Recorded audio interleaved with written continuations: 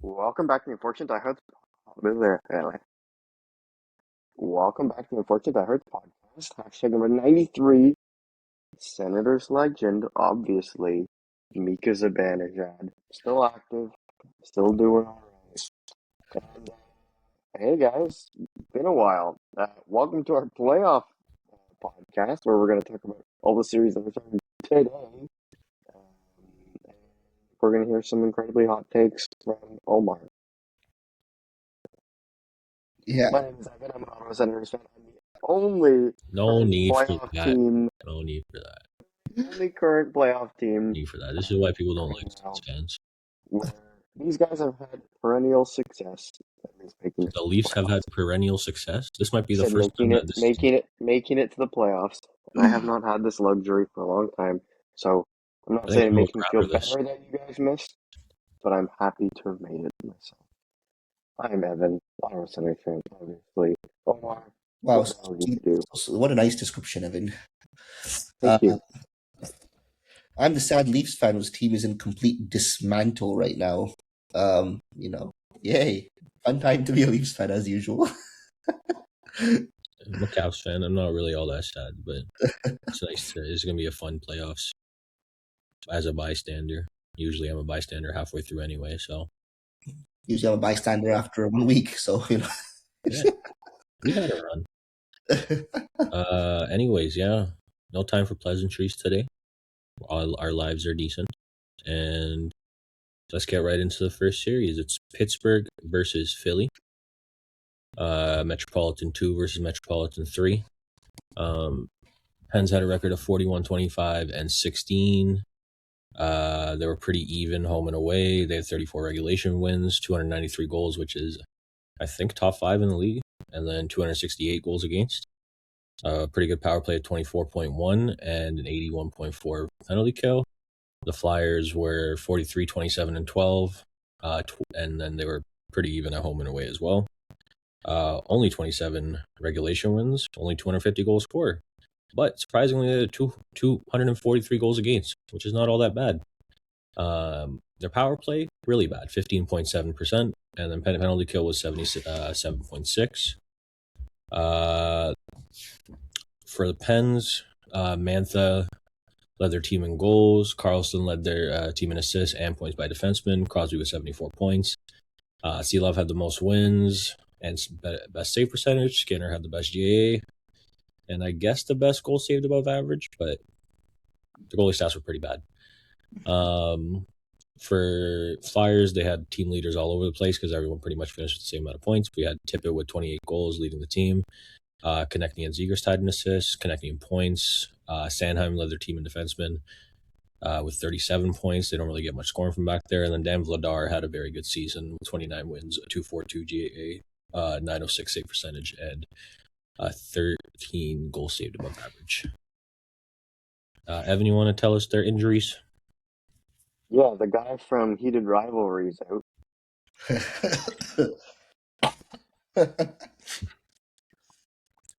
I was hoping that was right. I couldn't. Hollander. And for the Flyers, a Bulls. Rodrigo. These guys don't exist. Sufi wrote down names that were auto-generated here. Bulls. Hey, Rodrigo Bulls. He's a decently. That's his real name? Yeah. Yeah. He's an okay player, bottom 6 guy. But he's not playing, so. How will the Flyers ever do? The Bulls. Okay. So yeah. Omar, how do you feel about this series right now? We'll give our predictions at the end, but what do you think's important to note? Well, I think both these teams come as a bit of a surprise to make it this year. Pittsburgh a bit less. Overtime losses. Sorry? Thank God for overtime losses. Yeah.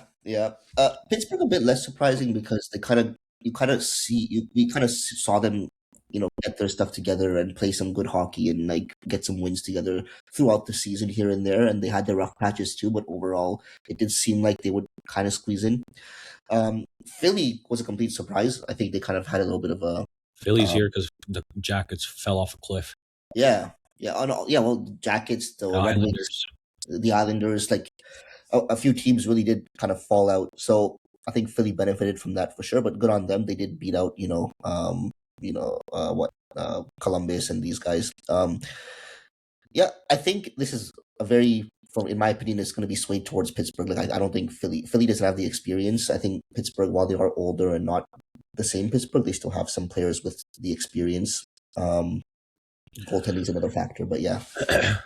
I would say there's a couple important things, right? Like the Flyers won 10 games in the shootout, which they're just not going to have in Yeah. the playoffs. But also, the one thing that could sway the series is goaltending, like towards the Flyers, because Dan Vladar had a pretty insane season being on that team. But I don't know. I think most of the control is going to go to Pittsburgh. It is a lot of first-time experienced players for the Flyers, so we're really going to see how they fare. But goalies can steal a series, so Vladar could give them a pretty decent chance. And, the Flyers at home are going to have... Honestly, both these teams at home is going to be pretty insane atmosphere because they've been long-time rivals now. So yeah, I think for these teams' fans, is going to be a pretty fun team, pretty fun series to watch. Evan? Yeah, I didn't expect either of these teams really to make it. I think that while neither of them I see as top contenders, I think that the Penguins obviously have a lot of high-end experience where they're 35 or older, it doesn't really matter, especially for a round. Maybe as it kind of goes on, they get a little more tired, but for right now, I see this being a very fun series to watch. But I don't. Like, I'm sure the Flyers could win somehow, but I feel like the lack of experience from most of their impactful players will definitely impact how well they do against a team who has the complete opposite experience with their roster. I am interested to see who Pittsburgh has in net because both goalies have been pretty even this year, not very good. So I feel like Skinner's definitely going to start because he does have playoff experience quite a bit. Although Seelows did have that random 1.5 round run with Vancouver, but yeah, I think this is the best case scenario. If he was still in Vancouver, they might have made the playoffs. They might have got last, I guess. I don't know. I think for both of these teams, this is the best case scenario first round for them. Yeah. I'm definitely curious to see how players like Zegras do for Philly, like Lichkov. How do these guys kind of adapt to playoffs and stuff? And that's going to be interesting. So that is one thing. I think for Philly, this team wasn't necessarily supposed to make it, so this is a nice thing for them to see. How are these players going to fare in their first playoffs? Not disappointing. Yeah, exactly. So I think they're kind of just in the happy to be there phase, but and this is important for them going forward, where Penguins are on the other end, where it's this is the last hurrah for a lot of these players. But their experience is actually crazy because they also have I didn't even think about Carlson's playoff experience, and then I realized he also has a ton of it, especially with Ottawa, right? So, and he's been playing well in the offensive zone this year. All right, let's not spend too much time on this series. My prediction for the series is Pens in 6. Omer? Pens in 6. Evan? I think I said the same. I don't remember. You did say the same, yes. Okay. Okay. All right, moving on to the Sabres and Bruins. The Atlantic Division winning Buffalo Sabres finished with 50 wins on the season, 23 losses and 9 overtime losses. Pretty even record at home and away, 42 regulation wins, 288 goals for, 241 against. An okay power play at 19.5, but they have Tage Thompson, so it's going to be a threat regardless, and then an 81.9 penalty kill. Bruins 45, 27, and 10, way better at home than away, barely 500 at home, and then 29 wins to 11 losses and 1 overtime loss at home. 33 regulation wins, 272 goals for, 250 against, a really good power play, 23.4, and a 77% penalty kill, which is not ideal. Sabres League team leaders is who you'd expect. In goals and points is Tage Thompson. In assists and points by defenseman is Dahlin. And then Ukko-Pekka Luukkonen led them in every goalie stat with pretty good stats as well. For the Bruins, I guess not who you'd expect. Morgan Geekie had a pretty good season. Started off really hot with 39 goals to finish the year. Pasternak hit 100 points again and had 71 assists. McAvoy, me and Evan were surprised by this, had 61 points, and we didn't even think about him having that many points, but he went on a tear near the end of the year. And then obviously Swayman was one of the best goalies in the league this year and led them in every goalie stat. Omri, you want to go over the extensive injury list for the Sabres? Yeah, so we got Danforth and Kulik out long term. Oslick, doubtful for game 1. I guess he's day to day at this point. And then Carrick and Lyon out week to week. And the Bruins have a clean bill of health. The Blue Bruins have nothing. Yep. Look at that. Yeah. I want to start with this one. This was Wait. Yeah. Make a comment. I was playing basketball with Sufi yesterday, and he told me that Pasternak had 27 goals, so he lied to me. How many did he have? 29. Oh, yeah. Sorry, Oh, math isn't my strong suit, apparently. Hmm. My gene pool for some reason. no. Anyways, yeah. So I think the interesting thing with this one is I think people are going to assume that the Bruins have more playoff experience, but that really isn't the case. I think their lineup turnover was quite a lot from those teams to now. But guys like Pasternak and McAvoy and Swayman to an extent have some playoff experience, but then guys like guys on the Sabres have they have guys like Tuck and me and everyone was saying Stanley and Shen. Obviously, Shen has 2 cups with Tampa. Arvidsson? Yeah. Oh damn. Yeah, there's a lot there's a lot of random Zucker as well. Random sneaky players that just have. Oh wait, no, Arvidsson. Wait, we're talking about the Sabres. Yeah, Arvidsson has Bruins. Yeah. Yeah. But so actually. Yeah, but I don't think Arvidsson trumps what the Sabres. My point is, I think the playoff experience is pretty even on either team. So for me, this strictly comes down to which team I think is better. And the Sabres have somehow just been hot the entire season, and I just don't see that stopping. I don't see the Bruins stopping them. I think that's my point. Although, again, I think goaltending will be huge in this because I think we got a really good goalie matchup here. UPL doesn't have any playoff experience. Swayman has some, but kind of shared the net with Allmark in that playoffs that he was in. So I think it's pretty good goalie matchup. And then I do think the Sabres definitely have a deeper team. So it's going to be interesting to see who carries the play in this series. But I do think the Sabres are going to do much of that. Evan? Yeah, I feel like the longer I think about this, the more even it is almost because the Bruins have the best forward and goalie in the series. There's a world where Pasternak has 10 points in this series. There's a world where Swayman has a 29. I don't see it as impossible that the Bruins do win this. I'd like to think that this is an easier matchup for the Sabres, as like you said, they have a deeper team. Their blue line is like an average NBA roster size. Yeah. So I think it will be actually quite close. I don't remember if I said 6 or 7 games. I think I might almost lean 7 at this point because I do think an experienced goaltender matters. And so I'm not saying UPL is going to be terrible or Swayman's going to be god. But I do think if one goalie is going to outperform the other, I think I know which way it's going to go. Yeah, I think the Bruins penalty kill is also an interesting situation because it's been pretty bad all year. And they don't have home ice advantage, actually. Exactly.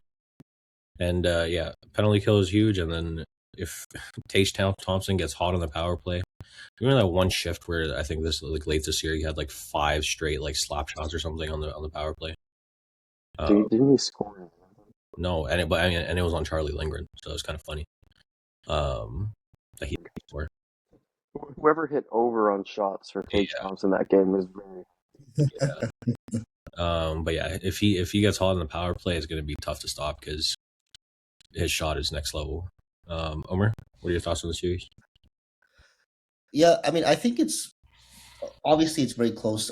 I lean, in my opinion, I've been leaning towards Boston winning this just because I kind of know like what to expect from Swayman. I know what Pasternak's going to be like.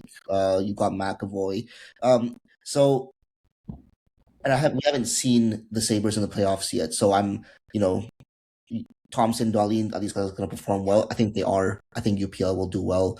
I think both teams are close, but I think in this case, for me, the experience of Boston is going to kind of push them over the edge. It's literally been 10% of Omar's life since the last time the Sabres made the playoffs. Damn. Did you say 10% of my life? Yeah. What do you mean? Like, oh, I'm They made saying it you're last like year in 140 years old. 2010, what was the last year the Buffalo Sabres made it? 10, 11. They made it 10-11. Damn, it's been that long? Whoa. I'm pretty sure Lindy was coaching that team. Didn't even. That was like a year or two before you started watching hockey, Evan. Yeah, my prediction for the series is Sabres in 6. Do we think Omar could name more Boston Bruins that aren't on this list or we haven't mentioned already? Of course I could. Okay, go. Uh, No. Bro, I was about to search the tell up, bro. I'm going to look them up quickly. That's what we're trying to That's tell you. literally cheating. Well, because I know the players, but I'm bad with names. Like I can't. You tell me who's on line 3 of Boston, I'm gonna be like, oh, I don't know. But if I Your look, favorite player in the world, Tyler Janot. Tanner, I know why Omer picked or is going to pick the Bruins because of Fraser Minton. Yeah. Oh, I assume he's gonna play, right? Yeah, he's been playing Yeah. it like the second half of the season. Playing. They don't really have anyone else, bro. When I say depth, I meant like it's not really close in terms of between the Sabres and Bruins. Yeah. Yeah. So I have Sabres in 6 for this one, Omer. I have Bruins in 7. Now I'm like struggling if I want to like change what I said, even though you probably already made a graphic. I did say I already put the graphic. If you change it, I can just change it in the graphic. It's not a huge deal. But you said Buffalo in 7, so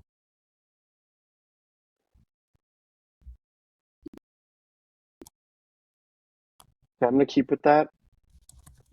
But part of me wants to say Boston right now. I don't know why. hey, Game 7 would be in Buffalo, so if you are I wonder how much tickets in Buffalo are. A lot. Mm-hmm. I saw people posting about it. I went on just to see round 1 games in Ottawa right now, like game 3 and 4 in Ottawa. They're like, StubHub and Ticketmaster, they're like $330 whatever for 300 levels. I'm like, how much are they in Carolina? So I go to Wait, let me guess. Before you say, let's each take a guess. Okay. For what? Sophie, do you want to go first? Okay, How so expensive a playoff ticket is? Game 1 and 2 in Carolina for 300 level seats, let's say, compare the same seats in both stadiums. So 300 level seats in Carolina, how much do you think they are in Canadian dollars? $100 Canadian dollars. $30. 95. 95, 130, $60. Oh damn! That's so silly. No, I mean that's good. That's why they have such a rabid fan base. 60 Canadians, crazy. 60 Canadian on StubHub for like game 2 at home in Carolina. I might be able to figure out how to fly there. With the money I personally think that's just a good thing though, because like that's why they have one of the best like home environments is because they don't really have sports outside of that other than the Panthers, I guess, but you don't have to spend a fortune to get seats. Yeah. Okay. You guys ready to move on? Yeah. Evan. Wait, I'm looking at flights to Raleigh. What day is it? The 19th? 18. Today's the 18th. Okay. So then I come back on Tuesday.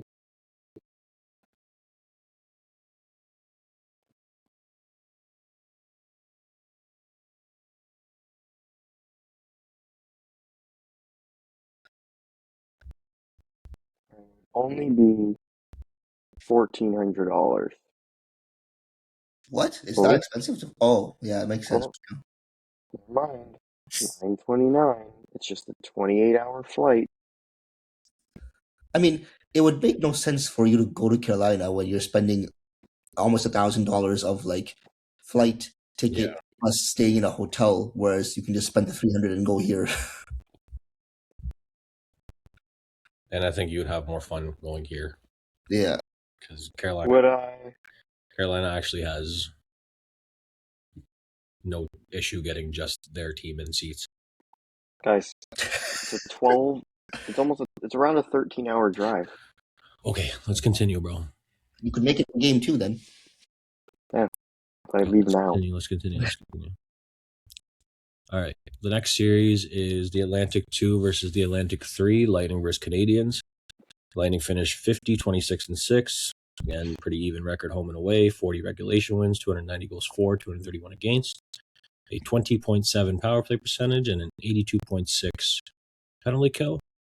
For the Canadians, 48, 24, and 10. Again, even home and away. 34 regulation wins, 283 goals for, 256 against. Very good power play, 23.1, and then a penalty kill of 78.2. For the Lightning, it's the usual suspects and Darren Radish leading their team. Kucherov leads in goals, assists, and points. Radish led the way for defenseman points with 70, which was a breakout season for him. And then Vasilevsky obviously led in every goalie stats and led the league in wins with 39. The Habs got their first 50 goal scorer since what was it, 1970s or something like that.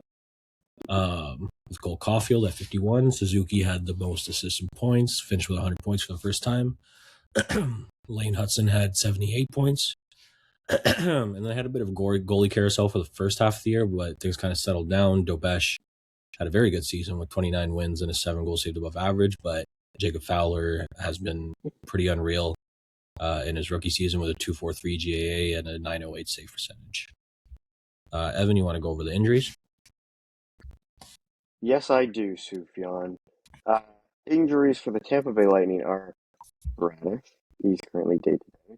Edmund has been out long-term in their timetable. I believe there was something personal and someone was talking about maybe a groin injury. So I just read apparently it's like a culmination of injuries or something like that.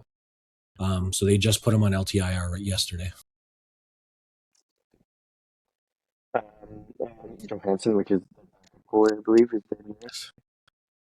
And then the Canadians, they have Dobson. He's hopeful for the end of the first round. Line is out, and then Carrier is a potential first round entrance as well. Yeah, Line A being out is because I have no idea what they're doing with him because his timeline was 3 to 4 months in October, and I think he's been practicing, but I think they just don't want him to play. Is what I'm. What's going to happen is it's going to go to like Game 7. And play happens in the final 5 minutes, and you see him like walk out the tunnel. He just plays like 6 minutes in the game, and it's just all power play. Yeah, that's Ovechkin literally next year. that's Ovechkin can do that at like 50, bro. Line has to do that before he turns 30. Okay. Evan, you want to start with this one? Yes. I think the Lightning will win due to their very high-end pedigree and experience throughout their entire roster. And the fact that they have potentially the Vezina winner again. He literally could win this entire series blanket by himself. Like, that is not out of the realm of possibilities. And I definitely see, like, if this were to go 7, hypothetically, I can see a game or two that happens, and Dobesh or Fowler or Montembeau, literally any of them, get absolutely lit up for, like, 7 goals. And then all the Canadians fans on RDS are like, Gascon fans, les goalies, and then they're not sure who they're going to go with, and I can see like a whole like carousel happening where Dobash and Fowler get lit, and then Montembeau gets a game. Like there's, it's so man. questionable in net because they're all so youngish and inexperienced that I think the biggest X factor and the reason why the Tampa Bay Lightning will win is because they have arguably the best goalie. Interesting. Okay, I think I don't think it's gonna be a goalie carousel in that. I think No, I'm saying that is like something that could happen. Like I think there's going to be a game or two where Montreal gets lit up because like I don't see Vasilevsky, or if Vasilevsky does get lit up to him, it's going to be like 5 or 6 goals, maybe with an empty netter, and he's going to be back the next game because he never loses 2 games in a row, and he's going to win. Yeah, Vasilevsky's just had a rough couple of years in the playoffs. I think that's why I'm not like entirely convinced. But he also has one of Vezina or Conn Smythe, so like, there's no like discussion about pedigree on either of these sides. It's obviously favoring the Lightning, and I even told you this. Like, if I like the chance of probability is like Lightning should win the series, and I think it's like a 70-30 chance that they will. But if I have to pick an upset, I would go here. I think the excitement of the Habs playing from last year, making the playoffs, to this year, it just grew because a lot of their younger players took another step.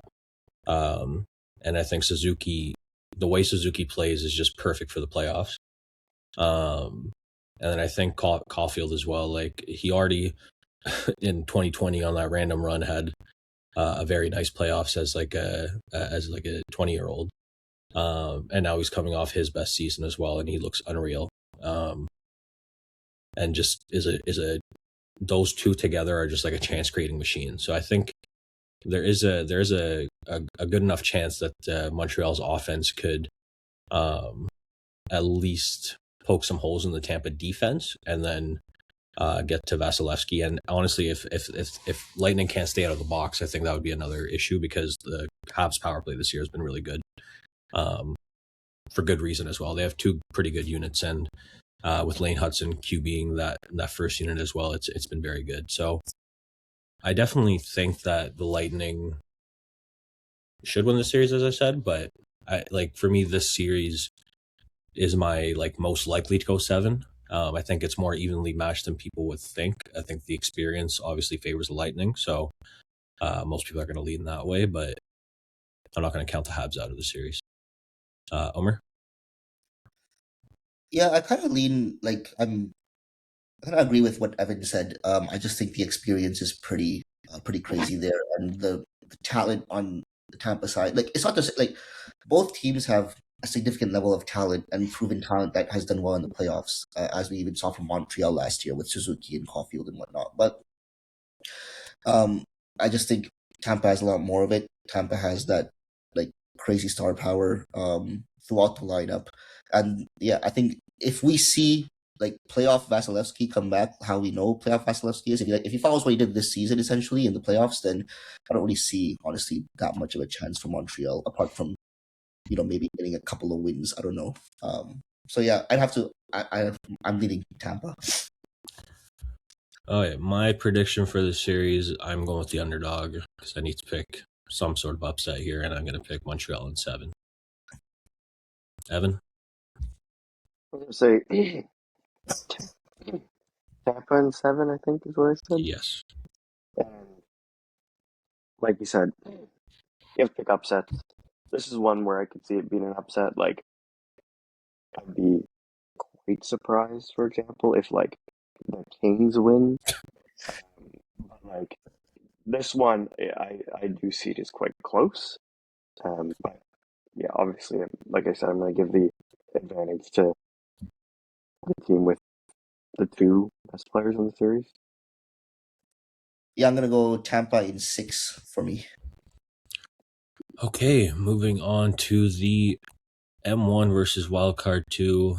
This is our home series for the podcast, I guess. All Sens fans. Absolutely not. We got the Hurricanes and Sens. Hurricanes finished with a 53-22-7 record. slightly better at home, but they were also same like pretty good win percentage away as well.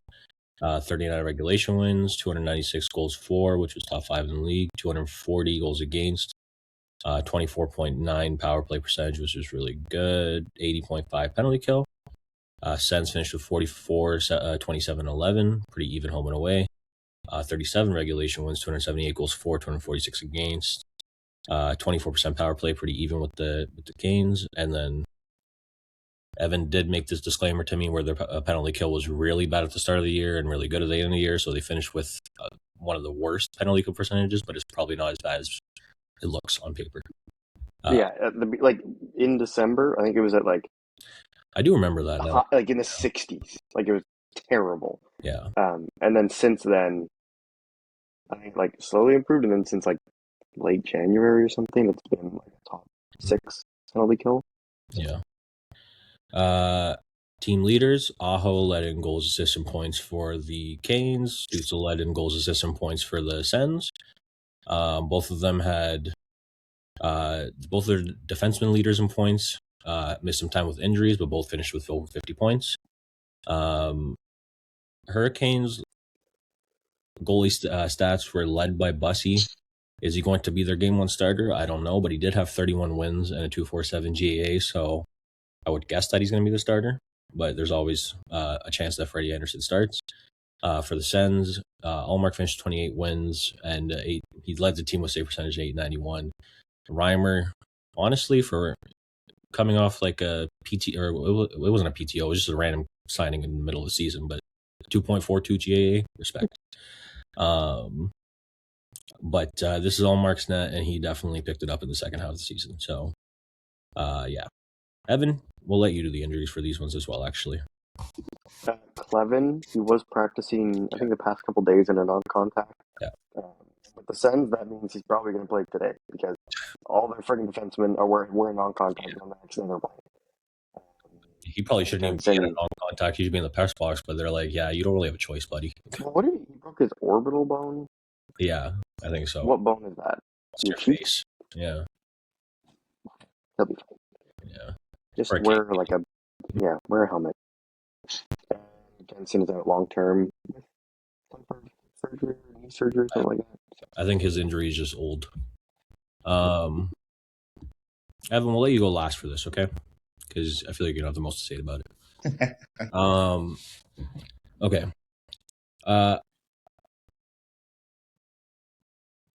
I think the way that I speak to Evan, he thinks that I don't think the Sens have any chance in the series. That is not true. So he hates me as a human. That is not true. However, just being in the Metro and realizing what the Canes are in the playoffs is an absolute torture chamber to play against. They will outshoot attempt or Sens. It's just going to happen. They will do that to any team, even if it's Colorado. They'll do that to them, but that's just how they play.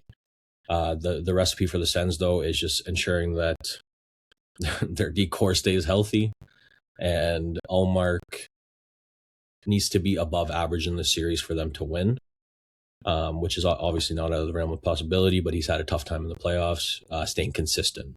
He has his games here and there, but it's staying consistent. So if he can put a string of games together, they definitely have a chance in the series. Roster-wise, they aren't that different. I do think yes, Tkachuk needs to be the menace, but he also needs to produce. I think that is also important, that he can't just be the menace. To be fair, last year, I know I'm interjecting, but Tkachuk led them in scoring in the playoffs. I know it was one round, and he was like visibly very injured. Yes, so I'm not saying that he can't do that. I'm just saying that he has to do that. I think that he needs to not rein it in. I think he should just completely let loose and play like he did in the Olympics. I think that's pretty much what I'm saying. He needs to run Bussy and then Anderson. No, and then he will be out of the playoffs. But he needs to produce and be the menace, because that is quite literally the difference in these teams that could sway it towards the Sens. And the Sens need to do their best to not get shelled in terms of shots, because the Sens are the one of the teams that can actually match the shot attempt total of the Canes. So they need to make sure that they at least try to keep it in terms of the play in not just their zone the whole time, because the Hurricanes will do that to you in the playoffs. That's what they've done for years. They like any team they played against, even in the third round where they can't win for whatever reason, the play is always in the other team's end. And for the first two rounds, they score. For the last round or for the third round, they don't. And that's usually the difference for them. But they will control the play, and the Sens have to do their best to try to counter that and make sure that they. The biggest thing with the Caps last year is we made so many mistakes because they had so much pressure on us. So the Sens need to play as much mistake-free hockey and also stay out of the box. I think staying out of the box is very important as well, because regardless of how the penalty kill did in the second half, the Canes' power play is also really good. Both units are very good. So they do need to stay out of the box as well. So I think it's pretty even, more even than I think people want to think. But I think it definitely, like, the Hurricanes should win this series. It's the same as I'm saying with Tampa, just based off playoff experience as well. Like if you're talking playoff experience, the Canes definitely have more playoff experience. But like, so they should win the series. But the Sens definitely are not just going to be like a rollover team. Like if they played Pittsburgh or Philly, they'd win the series in 4, and that is definitely not going to be the case. Omer? Okay, so this is an interesting one because, yeah, I agree with everything you said about how Carolina plays the playoffs and stuff. I do also think that the Sens have been playing that type of hockey this season. They are the Sens are a team that, I mean, I think most of the time they've controlled play against teams. Like even in the stretches where that is what I was saying though. Like I said that they're the one team that can counter this. The Canes just do it better than everyone else. Yeah, like even in the times where Allmark and their goaltending was in shambles. It was funny because those games were I thought wow, Sens don't really look like they're controlling play. They're getting shots on. They were playing good hockey, which is why all the numbers were in their favor in terms of stats and but the goaltending wasn't there. So I think the Sens can counter them. Like, do I think they're going to have more possession than Carolina and stuff? Probably not, because Carolina just has that experience and they're known for that. But I think the Sens can control some of this series. I think they can have games where they control the games. I do think they can do that, especially at home. But yeah, it honestly, for me, it depends a lot on what do they get out of Allmark. I don't know what to expect out of Allmark. Mm-hmm. Like, I don't know what to expect out of Bussy as well, to be honest. But I do agree with that. It's just Carolina's goaltending really hasn't mattered all that much in the playoffs. That's what I'm saying. Like generally, I'm always like, oh, Carolina's goaltending is kind of underwhelming, but it never matters until the third round. Yes. Yeah, until the third round. But so it sends us like if Allmark can handle the pressure and make the saves, which I don't like. The guy hasn't really done in the playoffs. He hasn't really shown up. So hopefully he shows up this time for the Sens. But if he does, then I think the Sens honestly do have a chance. Like I'm still leaning Carolina because I think Carolina would win it. But I think it's gonna be a good matchup. Evan, curse you and your families. Hey, we said all good things, bro. Were you Obviously, expecting me to be that nice to Ottawa? That was as nice as you're gonna get. I would like to think I'm quite an optimistic fan, and I'm not as optimistic as Sufi, as he's a Washington fan, because every year he would have them winning the cup, whether he believed it or not. I do not think the Senators will win the cup. However, like Sufi said, because he's a smart man, I think if there's a team that can counter the Hurricanes or kind of match their energy and style, it's the Sens. And I think they're also going to learn from what have teams done in the past to beat the Hurricanes early on.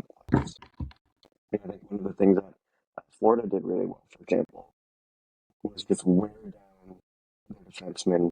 When Ottawa, I think they had the most hits in the NHL this year. I'm not saying, oh, that's going to be the reason, but when Dylan Cousins, Kachuk, Zetterland being built like a shit brick house, Warren Fogle, like, they have big bodies, and even like Batherson and Stützle, like, they're not small. And my hope is that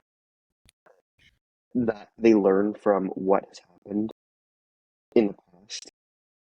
And yeah, like obviously this is a tough series. Like if the Sens do win in 6 or less, I will be very happy.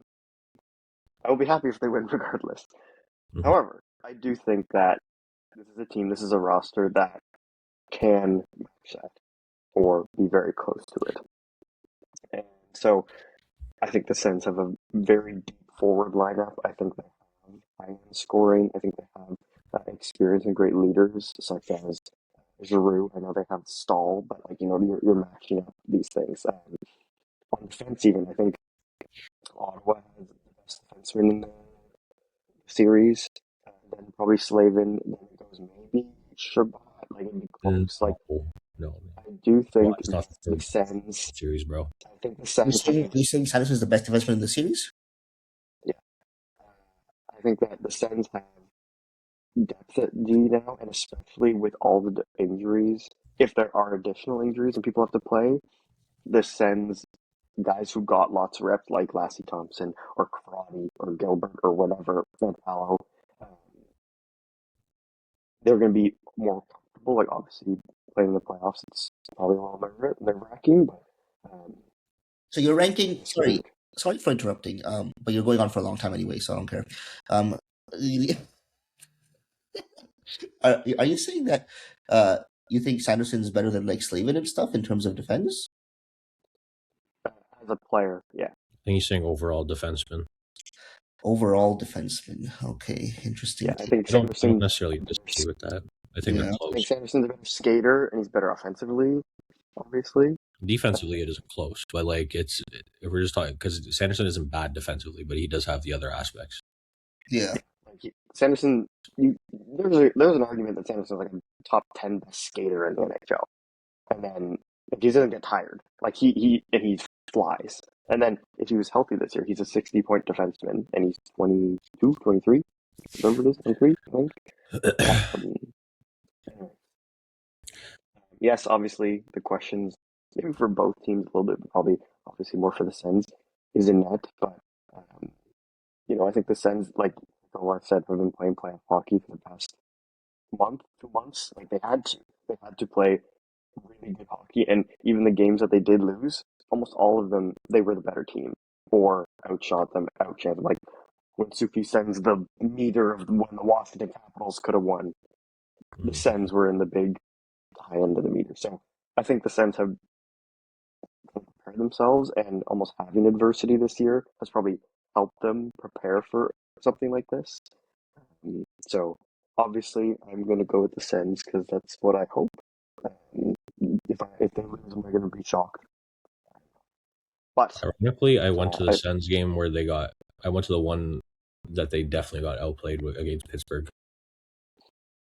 that was like early in the season. No. That was the more recent one where they lost 4-3 in a shootout, and Allmark was standing on it. It was the complete opposite of what their entire season has been. Allmark stood on his head, and the team played terrible. So like, I think that these teams are quite evenly matched. I think it'll be even not probably like Subi said the most watched series in the NHL for playoffs. But I think it will be a very interesting series. I think it's probably potentially the two best hockey teams playing each other in the first round. I don't know about that. The two best hockey teams playing each other. Like matchup wise, like the Kings are worse than Minnesota. Colorado. Minnesota, Dallas. Tampa Bay, Montreal would be good, and then like I feel like there's an argument there for any of them.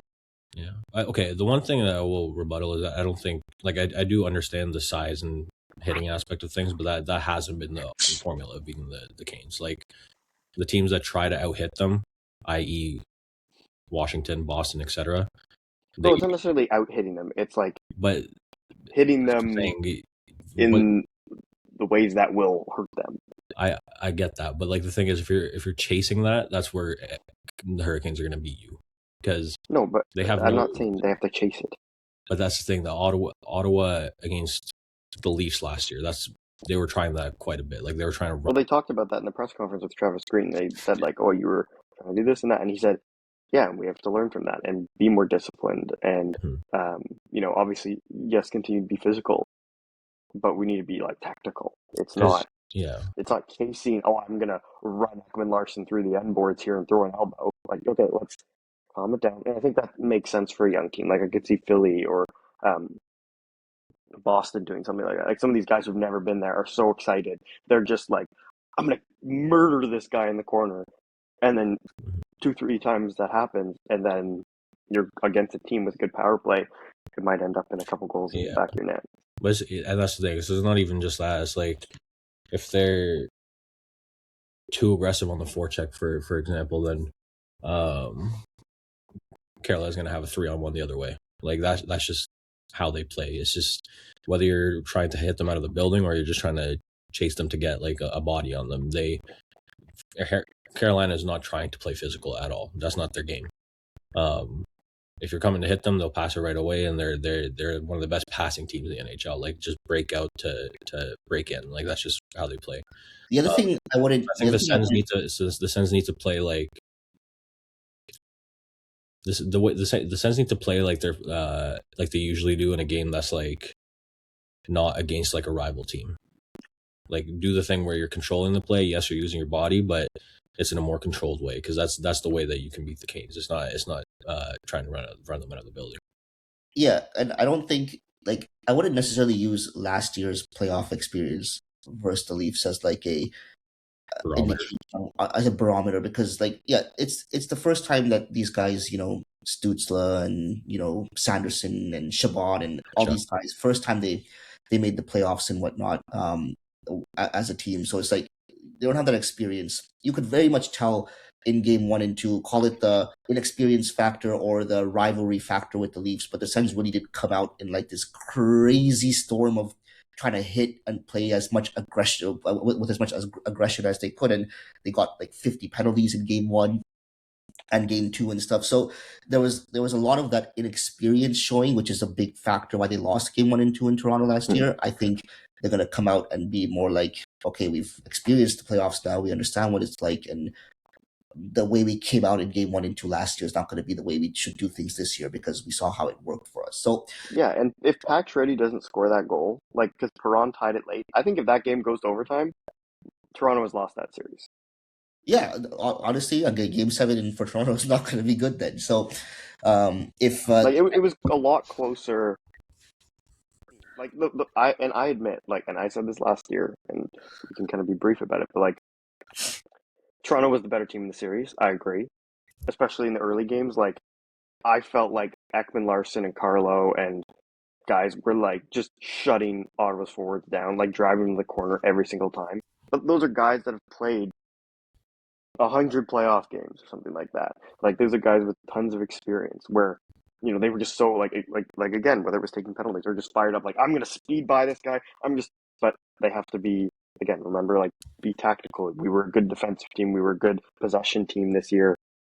We still need to try and do that and not change our game so much. Like obviously run around a bit more, but keep to what made you successful this year and what made you an analytic darling in both ends of the ice, and that's where you'll be successful. Yeah, I agree with that. I think the Sens will be a much more poised and ready team this year. Not to say that they're still incredibly inexperienced compared to Carolina, but yeah. Okay. One more prediction for the series. I have Carolina in 6. I have Carolina in 6 as well.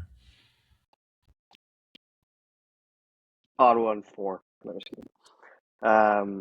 Ottawa in 6 or 7, but I'll go 6 because I'm an optimistic fella. Okay. All right, let's move on to the Western Conference. We'll start with the Avs Kings, and let's keep this pretty short. Avs finished 55, 16, and 11, best team in the NHL this year. Obviously pretty even home and away. Most regulation wins with 48, 302 goals for, which also led the league, 203 goals against, which also led the league, and an 84.6 penalty kill. but they had a bottom five power play, which is interesting with the players they have. But if they randomly turn that on in the playoffs, it wouldn't be all that surprising. The Kings have a hilarious record of 35, 27, and 20. I don't know if I've ever seen a team have 20 overtime losses. Better record away rather than home. They have 22 regulation wins and 20 overtime losses. Make sense. They're in the playoffs. 225 goals for, 247 against, 17 power play percentage, which is somehow worse than the Avs, and also one of the worst penalty kills in the league. Interesting. Avalanche, it's the usual suspects in the team leaders, with McKinnon leading in goals, assists, and points, McCarr leading in defenseman points, but Scott Wedgwood was insanely good this year, with Blackwood being hurt here and there. He had 31 wins, 202 GA, which led the league, 921 save percentage, led the league, and a 28.3 goal saved above average. Kempe led in goals, assists, and points for the Kings. Brant Clark was their defenseman leader in points. Kemper had the most wins, but Forsberg definitely played better. And they have no injuries, so I guess we can skip past that. Neither team has injuries. Homer, you want to start with the series? Keep it short. A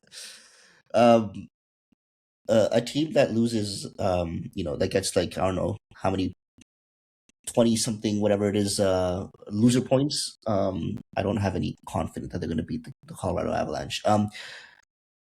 There's a loser point in the playoffs. I think Colorado's just too dominant in every category. The only category they're even in, apparently, is the playoff percentage, which has been really weird for Colorado, but I don't think that matters even. There's too much star power. There's too much dominance, and LA Kings technically don't even deserve to be there. So I'm saying Colorado. I don't even want to talk about this for that long. Like I did say that this might be the one BS series where the Kings win in 7, but I don't actually see that happening. I would have picked the Avs against most teams in the first round.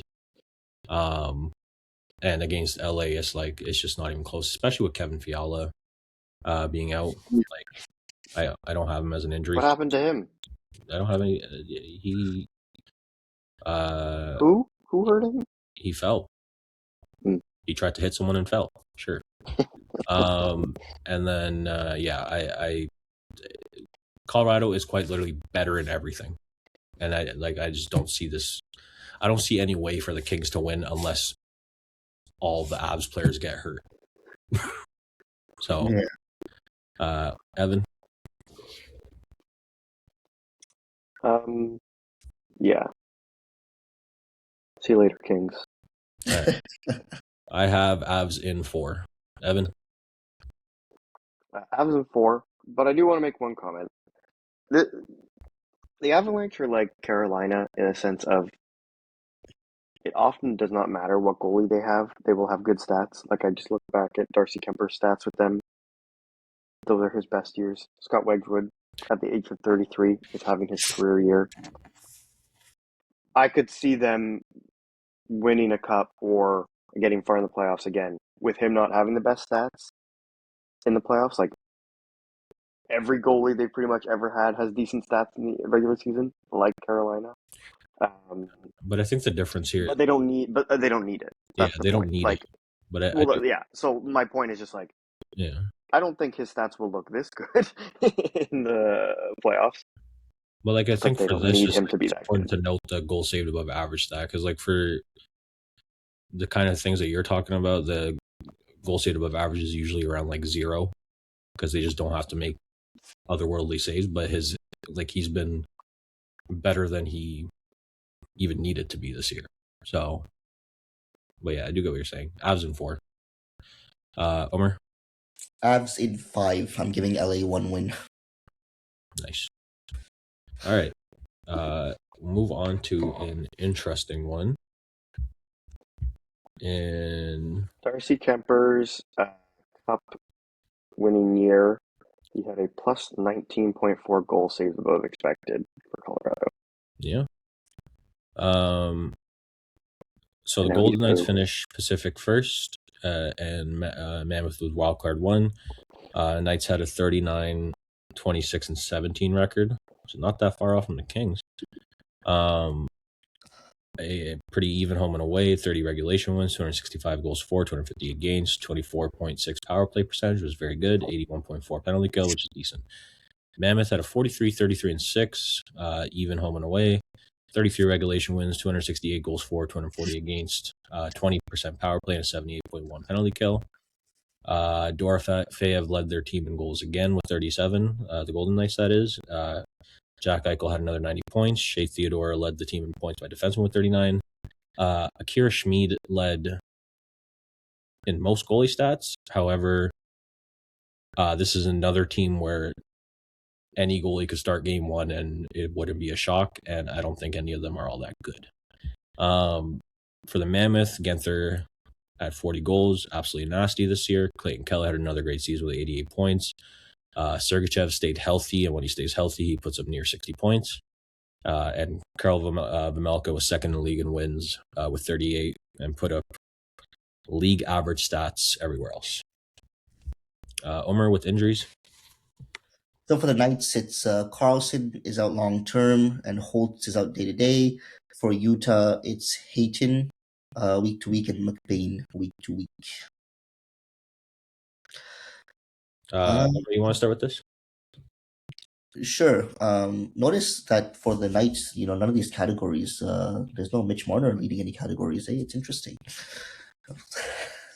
Let's talk about the Leafs instead, actually.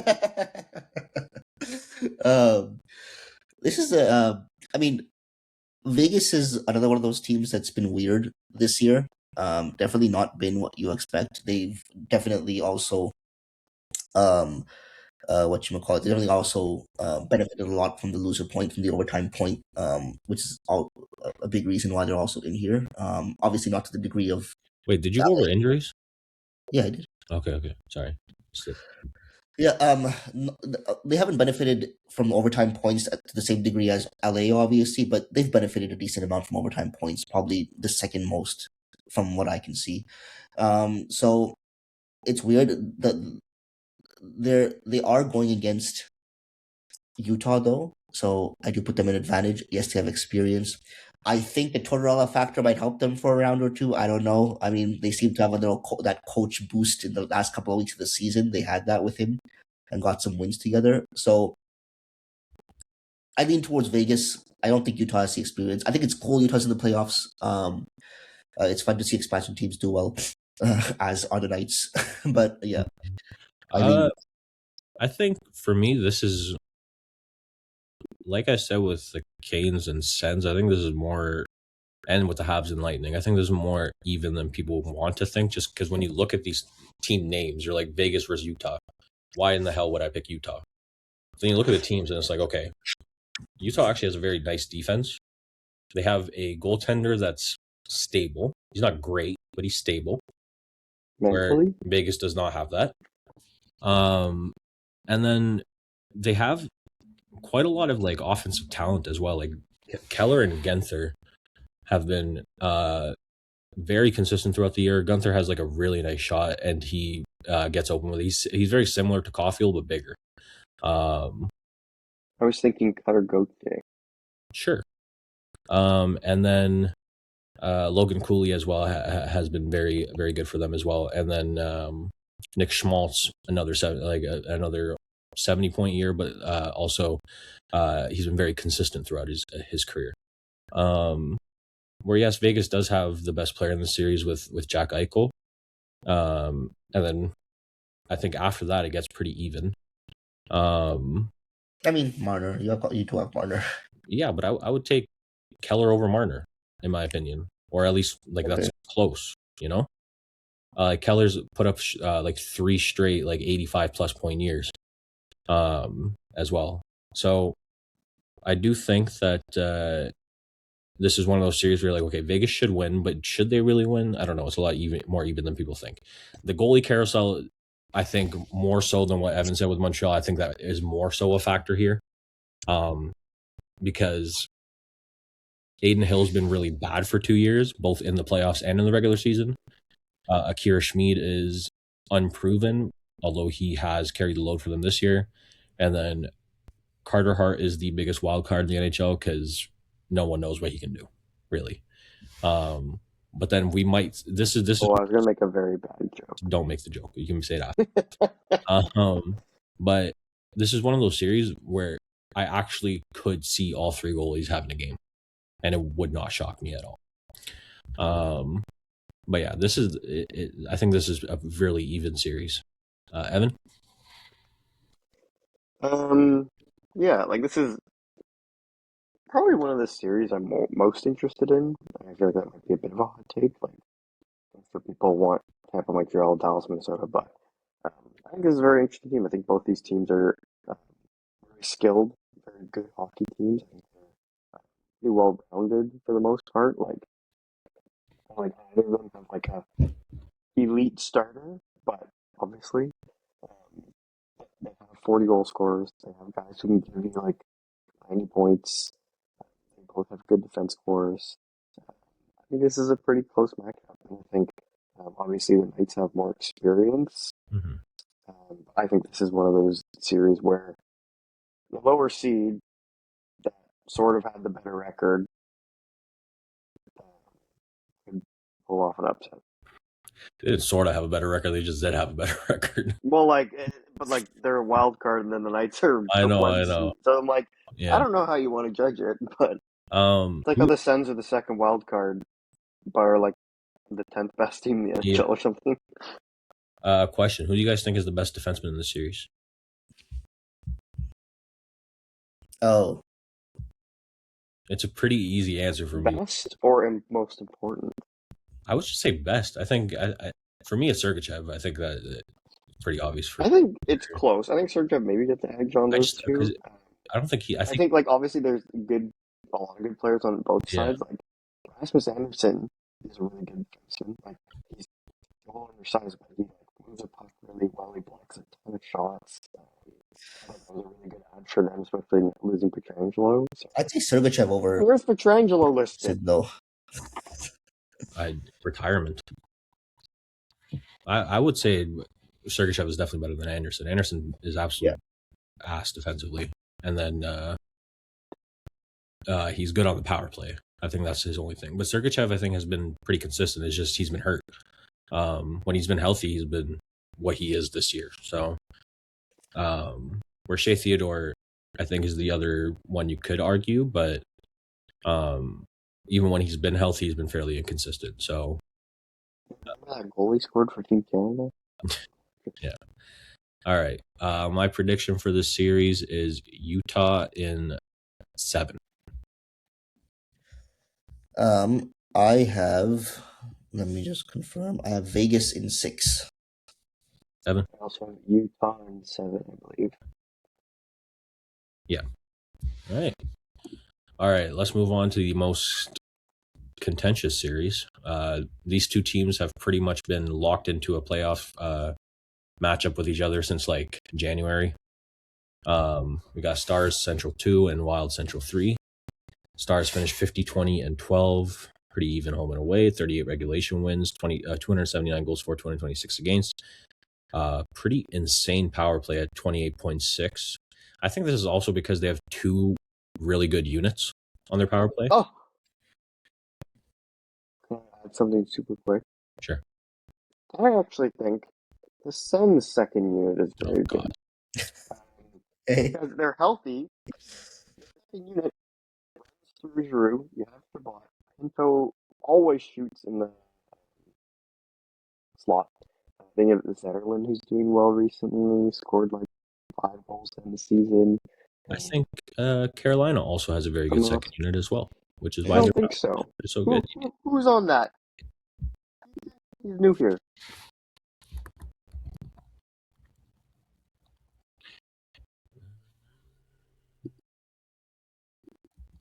It is Jordan Stahl, Eric Stahl, Jared Stahl, Mark Stahl. Paul Stankoven, Nikishin, Blake, and Jankowski. Yeah, it's very even. Jankowski? That guy's a 4th liner. Yeah. Anyways, 20.6 power play, absurd.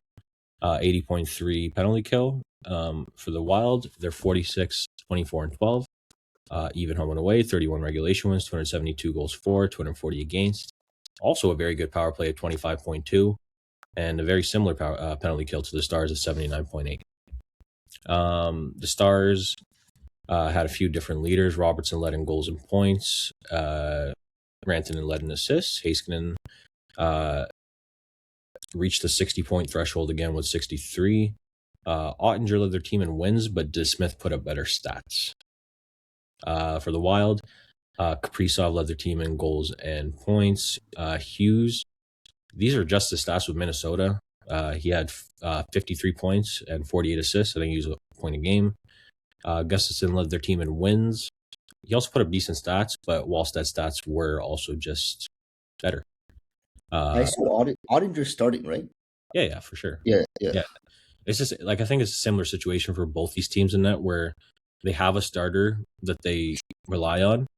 Although I will say Wallsted is closer to Gustafsson than DeSmith is to Ottinger. Wallsted's starting game 1. Is he?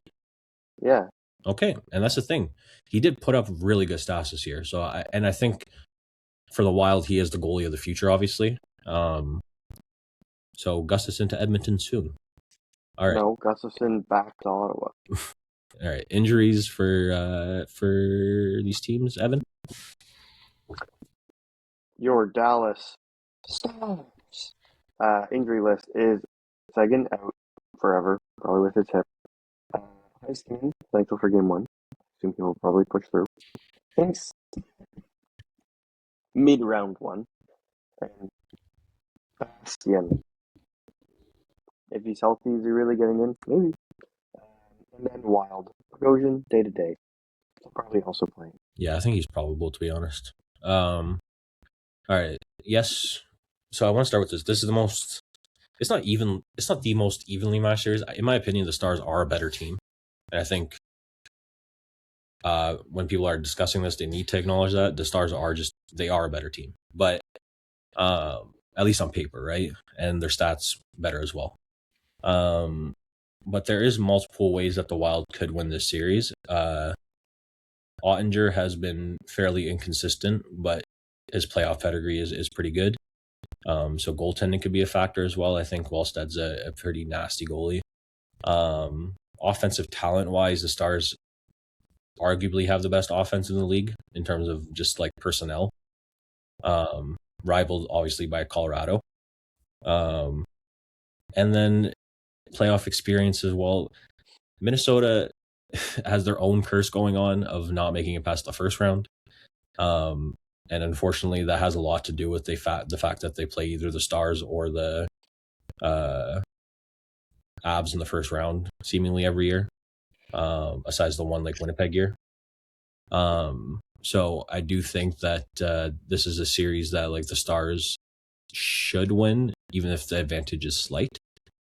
But it's going to be close. It's definitely going to be close. The center depth, I think, is the biggest difference between these two teams.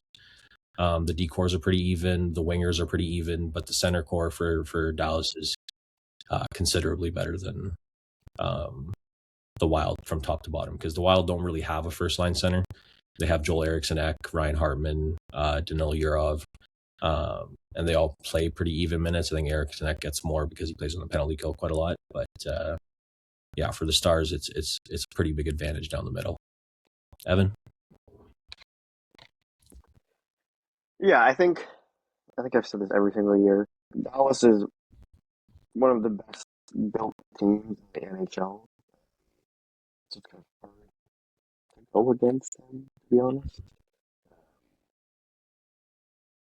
So I obviously lean Stars. I think Minnesota's high-end talent is fantastic.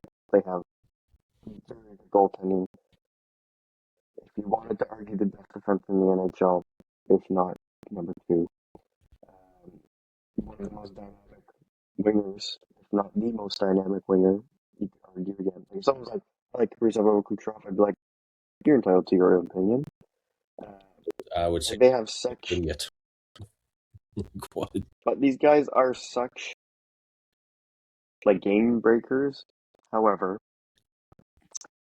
Seguin's out, but the center depth for the Stars like trumps the Wild tenfold. I think that's such a big loss. Like you look at Stanley Cup winning teams like Blackhawks, Penguins, Kings, like teams, or even Tampa, like teams that had a lot of success and repeated success had great 1, 2, 3 centers.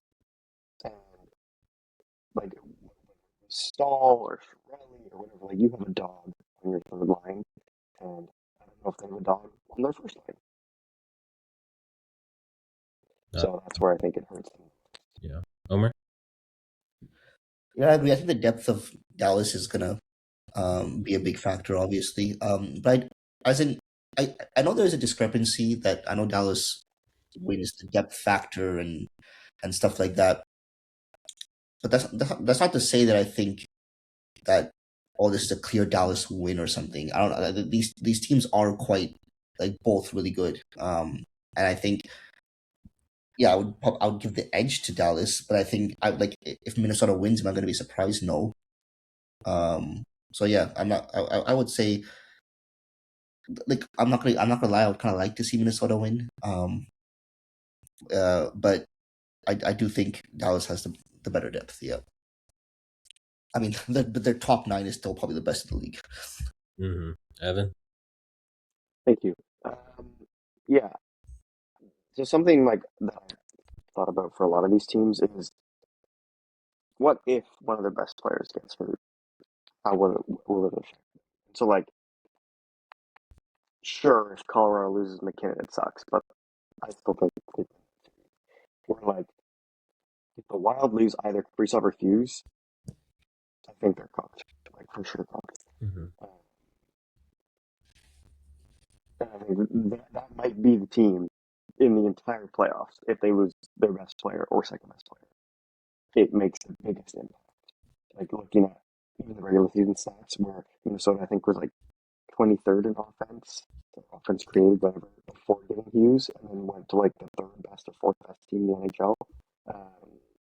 Like that is obviously a ginormous impact this player is making, and I'm sure if Kaprizov wasn't on that team, it would drop the same as well. So this is one where obviously I don't assume that this is going to happen, but if one of those guys somehow gets hurt, their season is done.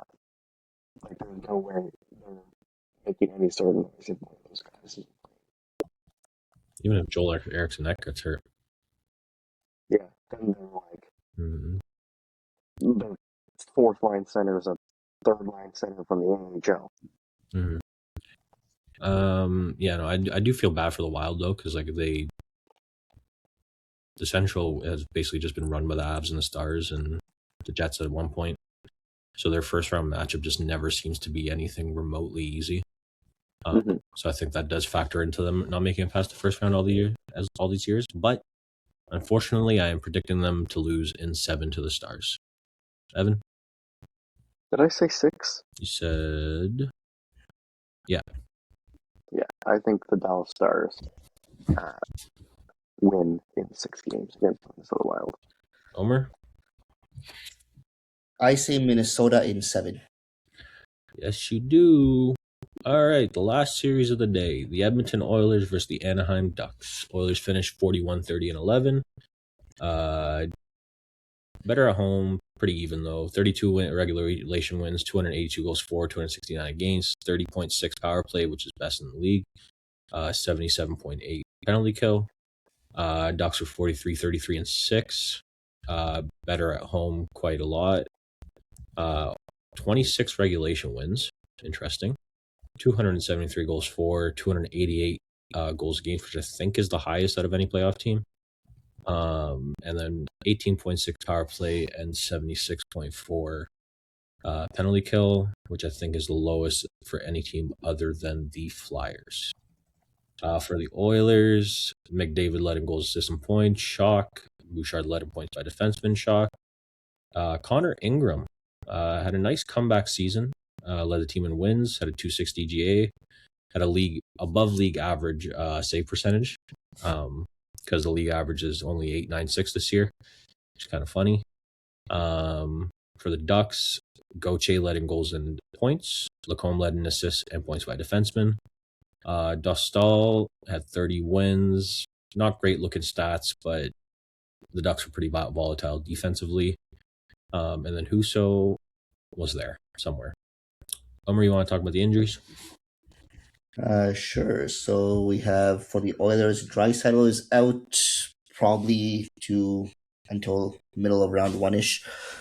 Dickinson day to day, Jones 3 to 4 weeks, and Janmark out long term. For the Ducks, Mrazek is out long term, Harkins 2 to 3 weeks, and Gudis is day to day. Gudis has been day to day since like right after the Matthews injury. He just came in to get beat up by Adomi and then left again. Yeah.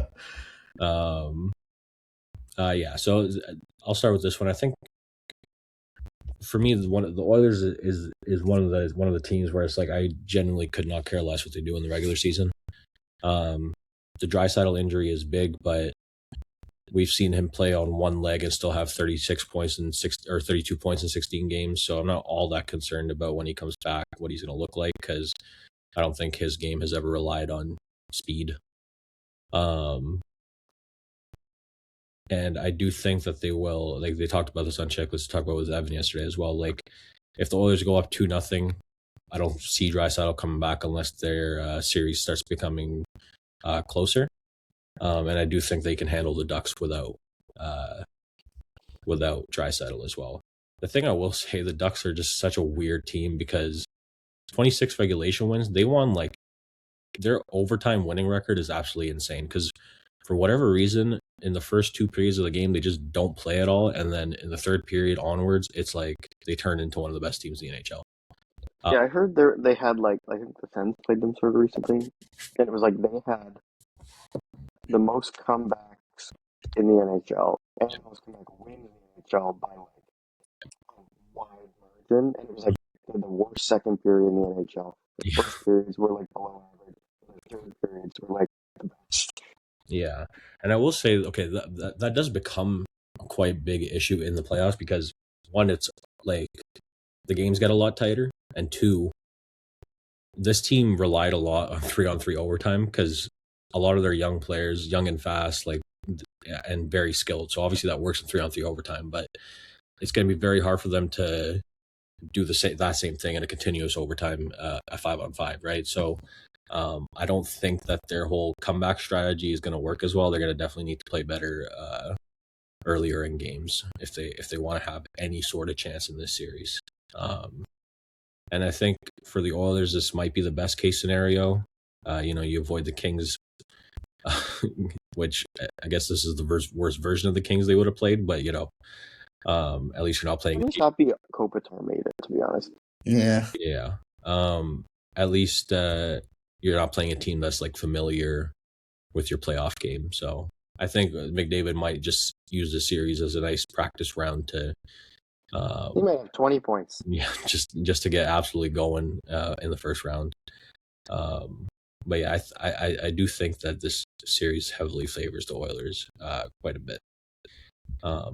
When you talk about experience, this is the one series where it's like there's no one, like it is not close in terms of playoff experience. Like the Ducks adding Carlson and then having Gudis, sure, Killorn, I guess. But for the Oilers, it's like effectively been the same team for the last 4 or 5 years, outside of a few players. So, and they've made multiple deep runs.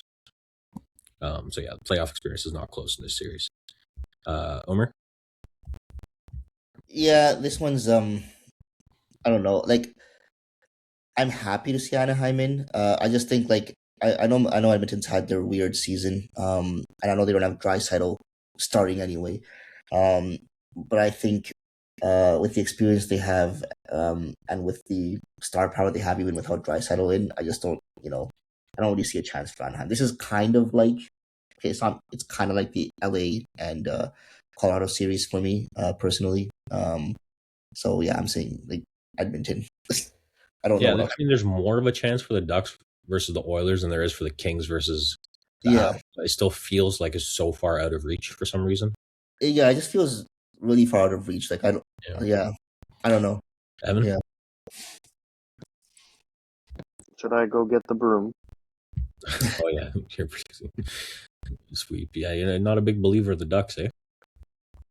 No, I think They are inexperienced and they're bad defensively. Mm. Like what? They're Negative gonna lose. differential. Like unless they score 5 goals a game, they're gonna lose. And even if they do that, I think Edmonton would just score 6. Yeah, this is a series where I think this is essentially the Colorado Kings series. Okay. In my opinion. Like they should both lose by a lot. Fair enough. So I think we know Evan's prediction. Ducks in 5. Okay. Ducks. What's your actual prediction? Oilers in 4. Omer? I have the Oilers in 6. I have the Oilers in 5. All right. The last part of this episode. We're Is not where gonna, we all we're not compliment going to each spend other. too much time discussing this, but just Cup final picks, winner, and MVP. Omer? Cup final picks. Ooh. Cup final picks, winner, and MVP for final. Or for the playoffs. Okay, my cup final is going to be the Colorado Avalanche and the Colorado Avalanche and Tampa Bay Lightning. And the winner? The winner will be Colorado. And MVP? And MVP will be McKinnon. Okay. Evan? Dallas, Tampa. Dallas wins, and their MVP is Mikko Rantanen. Omer, what did you say for MVP again? McKinnon? McKinnon, yep. Okay. 1 sec. What did I put? Oh yeah. I have such an off the wall prediction. This is definitely not going to happen at all. But Washington. Yeah, that's why it's not going to happen. I'm not going to give any sort of description. I don't want to hear any conversation. Oilers have final. McDavid MVP. In a losing effort again. No, win. If they make the final and lose to Montreal, then they're just never going to win. So I think that for whatever reason, I'm feeling an all-Canadian final, and maybe it's because my team isn't there, so I'm just like, I want chaos, and I feel like this would be a nice amount of chaos. Yeah, that's our episode for today. Well, thank you everyone for tuning in. It has been a while, but I hope you get some information out of this, and hopefully we're all perfectly right because we all have the same predictions, right? Yep.